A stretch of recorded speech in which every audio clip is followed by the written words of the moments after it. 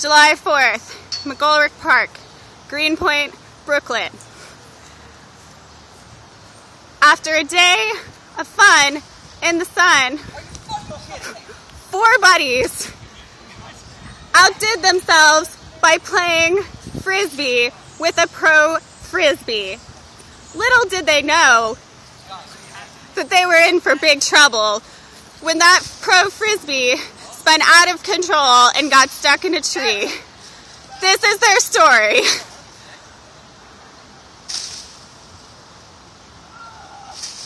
"Oh," he said. "Oh," the other friend said.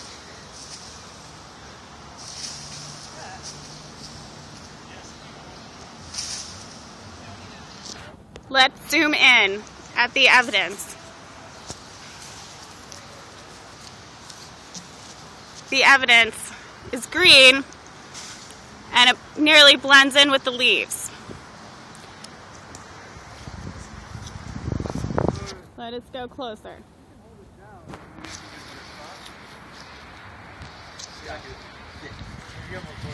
Oh, nice. Yeah. And there it is, the pro frisbee that caused all of this trouble.